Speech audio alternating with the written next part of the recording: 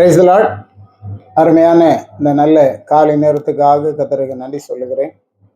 காலைதோறும் ஆண்டவருடைய கிருபைகள் புதியவைகளாக இருக்கிறது. இந்த புதிய நாளிலும் கூட புதிய கிருபைகளையும் புதிய ஆசீர்வாதங்களையும் புதிதான நன்மைகளையும் தந்து கர்த்தர் நம்மை வழி நடத்துவாராக. நம்முடைய சிந்தனைக்காக அப்போஸ்தலருடைய நடபடிகள் 2ஆம் அதிகாரம் 37வது வசனம். இதை அவர்கள் கேட்ட பொழுது இருதயத்திலே குத்தப்பட்டவர்களாகி பேதுருவையும் மற்ற அப்போஸ்தலரையும் பார்த்து, சகோதரரே, நாங்கள் என்ன செய்ய வேண்டும் என்றார்கள். சகோதரரே, நாங்கள் என்ன செய்ய வேண்டும் என்றார்கள். அப்போஸ்தலனாகிய பேதுரு இயேசு கிறிஸ்துவை குறித்து பிரசங்கம் பண்ணுகிறார்.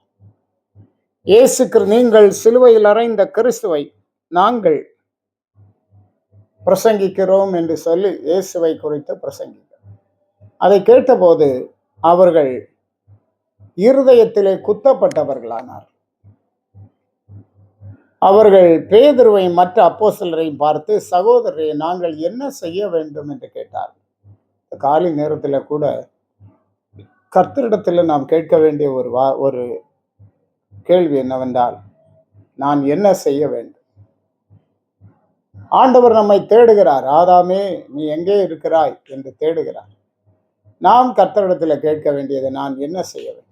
நான் பாவம் செய்தேன், நான் பின்மாறி விட்டேன், நான் ஒளிந்து கொண்டிருக்கிறேன், உண்மைதான்.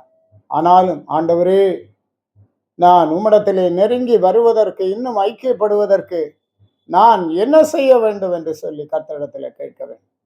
தாவீது 51ஆம் சங்கீதத்திலே ஜெபிக்கிறான், பரிசுத்த ஆவியை என்னிடத்திலிருந்து எடுத்துக்கொள்ளாதே, எனக்கு சுத்தமான இருதயத்தை தாரும், சுத்த இருதயத்தை என்னிலே சிருஷ்டியும் என்று சொல்லி அவன் ஆண்டவரிடத்தில் வேண்டுகிறத பார்க்கிறோம்.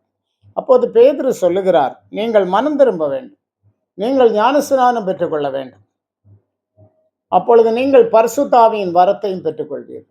மாத்திரமல்ல, நீங்கள் மாறுபாடான சந்ததியை விட்டு விலகி உங்களை ரட்சித்துக் கொள்ள வேண்டும் என்று அவர்களுக்கு புத்தி சொல்லுகிறார். இன்னும் சொல்லும்போது, அவர்கள் அப்போஸ்தலருடைய உபதேசத்திலும் அந்யோன்யத்திலும் அப்பம் பிட்குதலிலும் ஜெபம் பண்ணுதலிலும் உறுதியாய் தரித்திருந்தார்கள் என்று பார்க்கிறோம். இந்த அனுபவங்கள் அருமையான தேவ பிள்ளையை நாம் ஒவ்வொருவருக்கும் தேவை. இந்த அனுபவங்கள் நம்முடைய வாழ்க்கையில வரும்போது நிச்சயமாக ஆண்டவருக்கு பிரியமாய் நம்மை காத்துக்கொள்ள முடிகிறது. ஆண்டவரே, என் குறைகளை மன்னியும், குற்றங்களை மன்னியும், என் பாவங்களை மன்னியும், நான் தேவனை விட்டு அகன்று போன சூழ்நிலை மன்னியும் என்று சொல்லி கர்த்தரிடத்துல கேட்கும்போது கர்த்தர் மகிமையான காரியங்களை நம்முடைய வாழ்க்கையில செய்வார், நம்மை ஆசீர்வதிப்பார், நம்மை பலப்படுத்துவார். இந்த மேன்மையான அனுபவத்துல கர்த்தருக்கு நம்மை ஒப்பு கொடுப்போம். கர்த்தர் மகிமைப்படுவாராக. ஜெபிப்போம். எங்களை அதிகமாய் நேசித்து ரட்சிப்பின் பாதையிலே வழிநடத்துகிற நல்ல ஆண்டவரையும் நாங்கள் துதிக்கிறோம். அன்றைக்கு பேதுருவின் பிரசங்கத்தை கேட்டு நாங்கள் என்ன செய்ய வேண்டும் என்று ஜனங்கள் கதறினார்கள் ஆண்டவரே. அதுபோல் இந்த நாட்களிலும் ரட்சிக்கப்படுவதற்காக ஜனங்கள் எவ்வளவு வாஞ்சையுள்ளவர்களாக இருக்கிறார்கள். கர்த்தருடைய சுவிசேஷம் ஜாதிகளுக்கு சென்று சேர கிருபைதார். தேவ சமாதானம் நிலைத்திருக்கட்டும். இந்த நாளும் இவர்களுக்கு ஆசீர்வாதமாய் இருக்கட்டும், பலப்படுத்தும். இயேசு மூலம் கேட்கிறோம் பிதாவே. ஆமென். ஆம். God bless you.